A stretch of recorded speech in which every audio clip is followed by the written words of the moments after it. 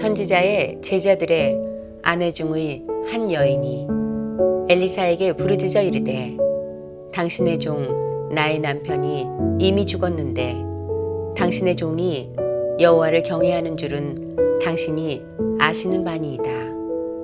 이제 빚준 사람이 와서 나의 두 아이를 데려가 그의 종을 삼고자 하나이다 하니 엘리사가 그에게 이르되 내가 너를 위하여 어떻게 하랴? 네 집에 무엇이 있는지 내게 말하라.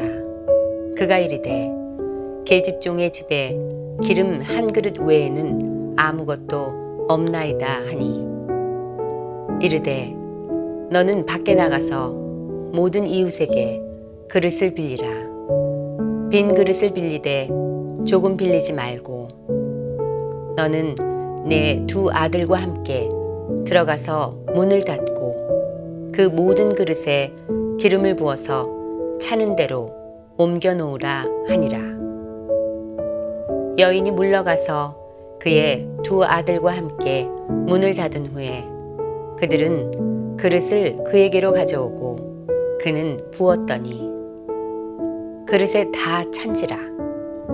여인이 아들에게 이르되 또 그릇을 네개로 가져오라 하니 아들이 이르되 다른 그릇이 없나이다 하니 기름이 곧 그쳤더라.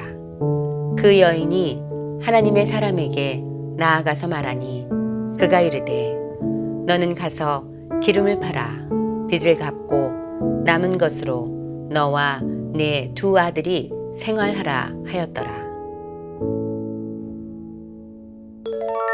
눈이 내린 후에 또 서리가 내리는 설상가상의 현장이 오늘 본문에 등장합니다.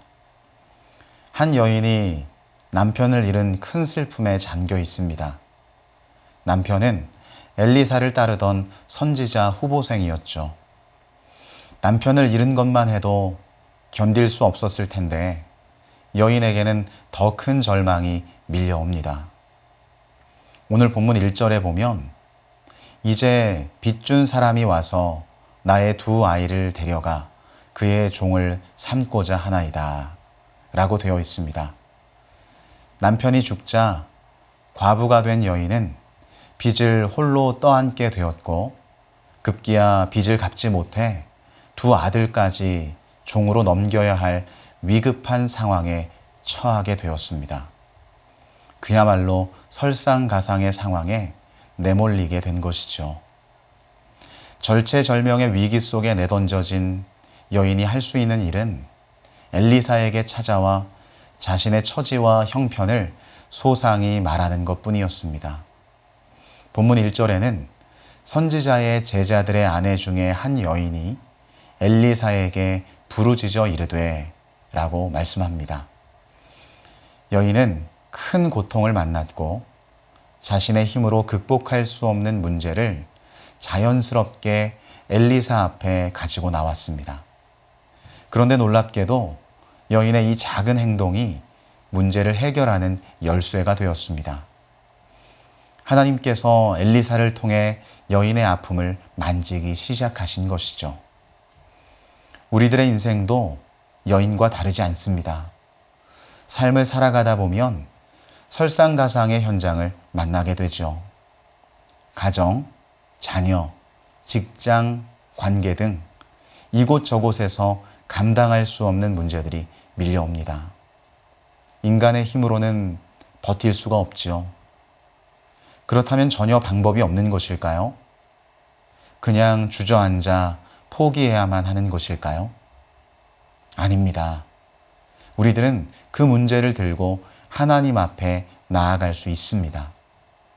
마치 여인이 자신의 어려운 짐을 가지고 엘리사 앞에 나아갔듯이 우리들은 삶에 지워진 아픔의 보따리를 들고 하나님 앞으로 나아가야만 합니다.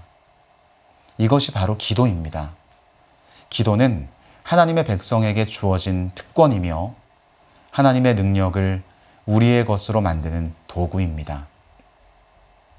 여인이 자신의 아픔을 엘리사에게 호소했을 때 엘리사는 내가 너를 위하여 어떻게 하랴 라고 반응하며 여인의 아픔에 공감합니다. 우리를 사랑하시는 하나님도 우리 형편과 사정을 앓을 때 절대 그냥 두시지 않으십니다. 의인의 간구는 역사하는 힘이 크다고 말씀하셨습니다. 어떤 상황 속에서도 위로하시는 하나님을 바라보며 기도를 멈추지 마시기를 간절히 바랍니다. 엘리사는 여인이 해야 할 일을 일러주었습니다. 모든 이웃에게 빈 그릇을 있는 대로 빌린 후 두 아들과 집에 들어가 문을 닫고 그 그릇들에 기름을 부어서 차는 대로 옮겨 놓으라고 한 것입니다.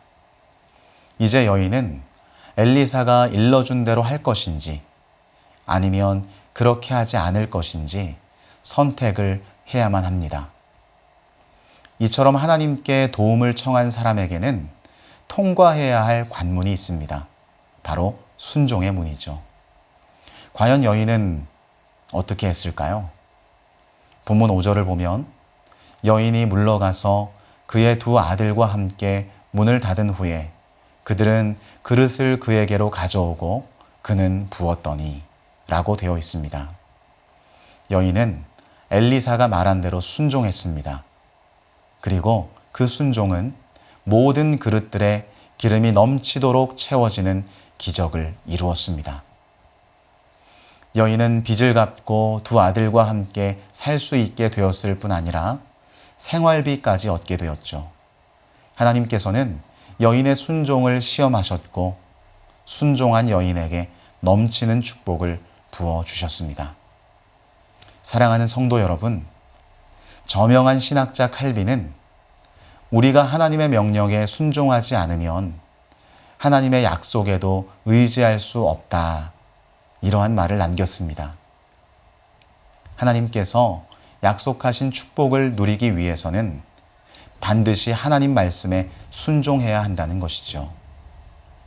순종은 기적을 이루는 열쇠이며 순종은 하나님께서 약속하신 축복을 이루는 비결입니다.